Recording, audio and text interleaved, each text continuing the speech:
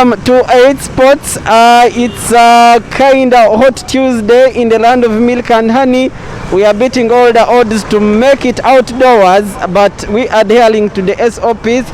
We are into the times of putting on your face mask, doing social distance, avoiding crowded places. Just like today, we decided to shift away from SC and take this show to the road. Greetings, it's your boy Erioda Enda Mesut. It's a Tuesday. There is a lot we have to give you in the world of sports. One of them including the ongoing Euro 2020. So many guys on Facebook and social media, they have been like, last night they had not had any bowling game like the one they had in the night. That was between Spain and Sweden. The game ended in a goalless draw. Morata was missing everything. Guys on internet were making fun of him that he could even miss out on being on the cabinet list of his old country. Like, you can't imagine the times it was. So Spain last night failed to correct maximum against Spain. So that is one of the 51 matches that have to be played in the Euro 2020 campaign. One of the terrific performances we've had so far is from Belgium. They are the ones that have put on, they have not disappointed, by the way. They are keeping on the trend. Then we had games like England. England was taking on Croatia. It also didn't go down so well for England, much as they corrected maximum points against Croatia. But this was not the kind of display we expected, given the talents this country has in particular. That so many people have come out to criticize Gareth Southgate's selection. One of them being that he was forced to play Trippier in the left back, when he had guys on the bench like Luke Shaw, who has had an outstanding season in Premier League of 2020, 2021. To cover today, there is national soccer. Actually, Uganda Premier League resumes today after break of so many actions, one of them including the Stanbic Uganda Cup.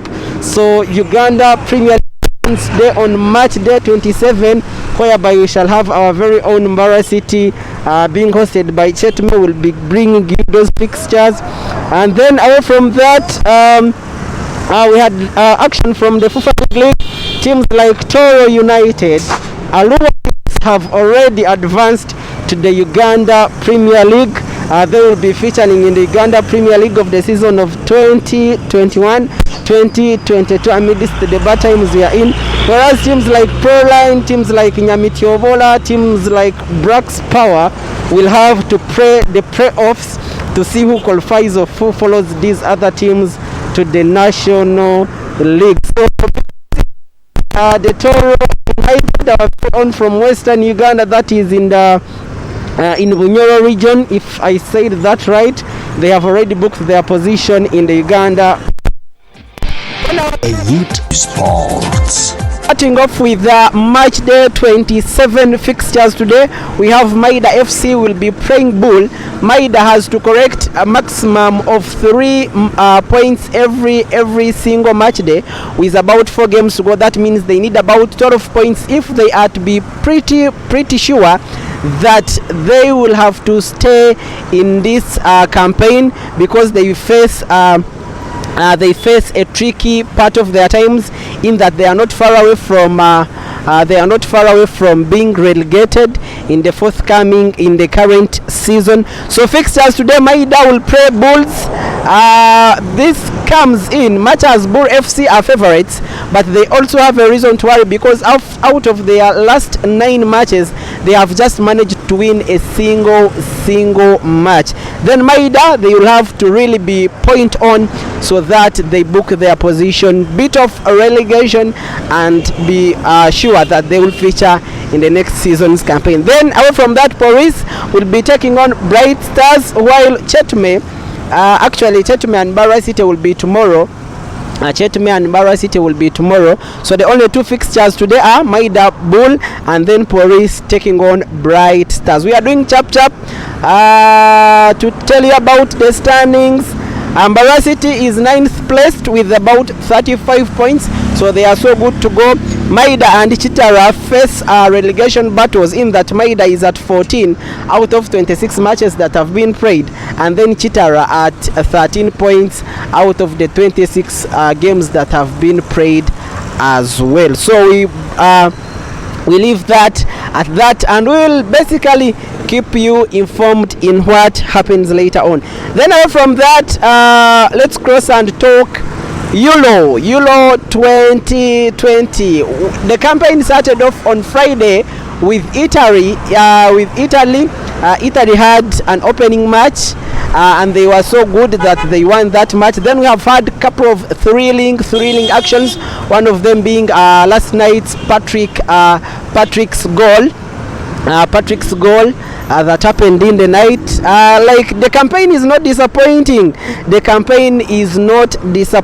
Because out of the 51 matches that have to be played, we have so far played about 10 of them, equaling to about 24 goals. That basically means that every single match we have about 2 goals per game, so we are not so bad to go. And then telling you about the statistics of the ongoing campaign, we have had most goals coming in the second half of the game. So you people out there who do betting, I think most goals scored in the second half would be a better option that could be giving you a daily money, only if you don't press teams like Sweden or Spain on your bet slip. So most of the goals have come out in the second half. Actually, we have had 8 goals coming in between 46th minute and 60th minute, followed by 76th minute to 19th minute, where we have had about 6 goals. So you realize from about 24 goals that have been scored in the campaign so far, about 18 goals have come in the second half, and then the 6 have come in the first half of the game. So it's up to you to look into that and follow your heart. Then in goals, Netherlands have so far scored the most goals, that is about 3. Actually, the Italy is together with Austria and Italy, as well as Belgium, and then teams like Czech Republic and Slovakia have had 2 goals. Then talking about the possession, so far Netherlands are too good with passing accuracy. They count up to 90%.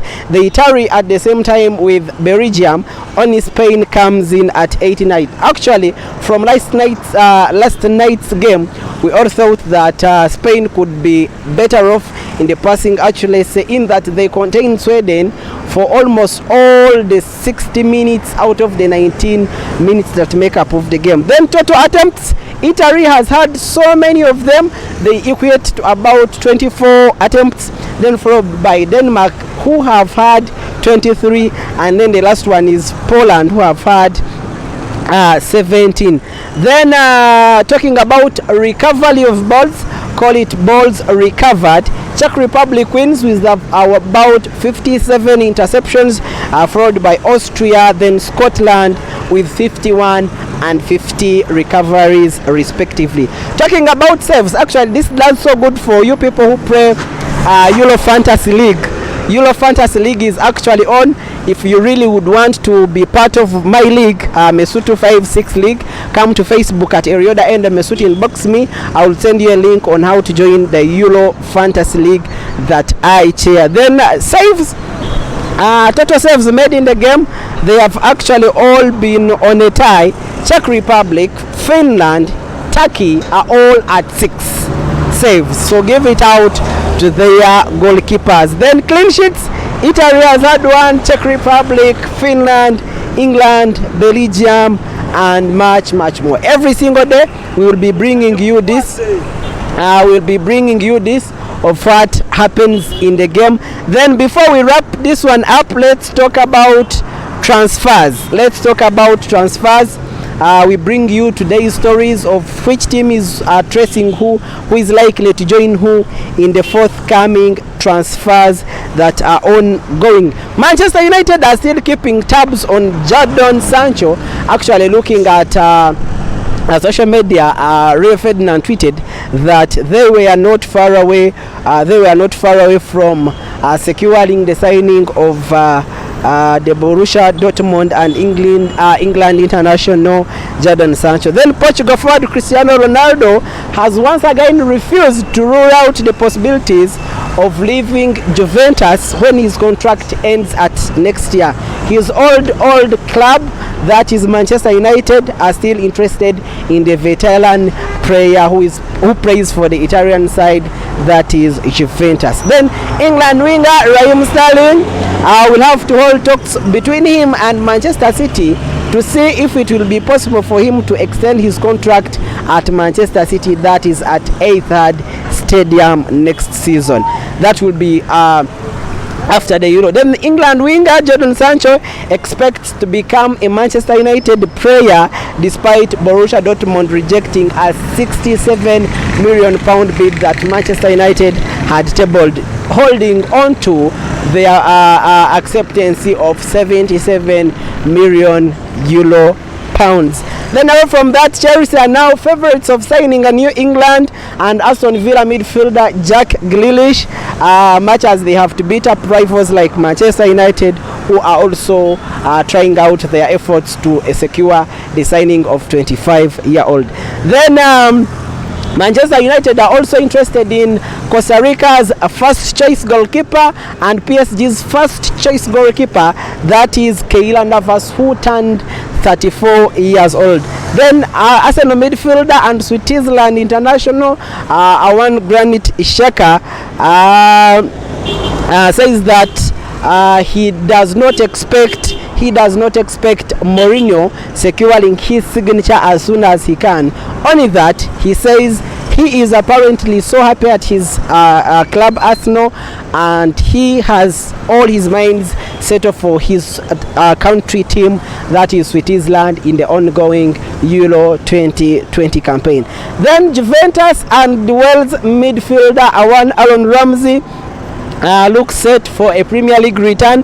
The 30-year-old could be heading to Crystal Palace, West Ham or Everton, with Arsenal not also being ruled out to secure his signature.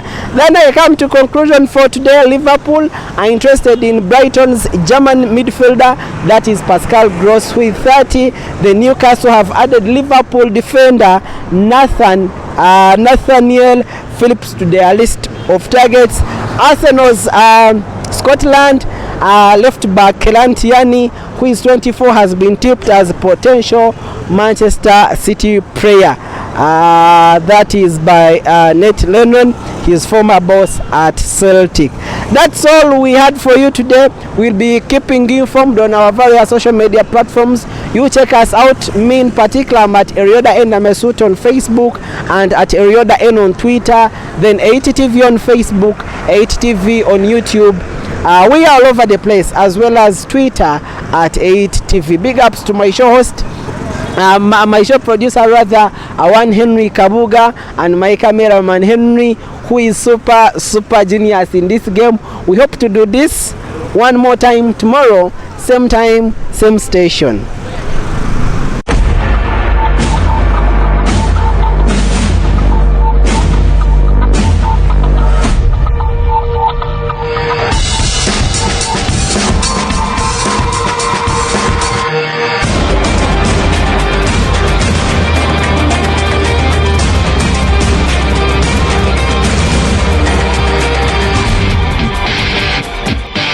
Elite Sport.